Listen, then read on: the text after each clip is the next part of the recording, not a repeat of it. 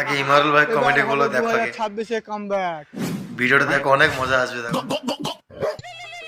কি দেবো না? Hello, kidnapper Emarul speaking. তোর ছেলে আমার কাছে আছে। ঠিক আছে, ওকে খাট্টা জিনিস খাস না ভাই, ওরা পাতলা পায়খানা হয়। আবে পিকনিক করতে লেসছে নাকি রে? কিডন্যাপ করেছি তোর ছেলেকে।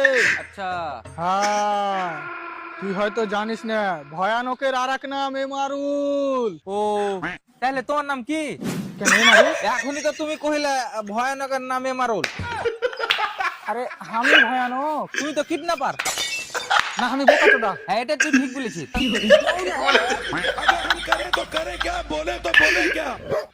দেখ, খুব হলো, এসব কথা বাদ দে।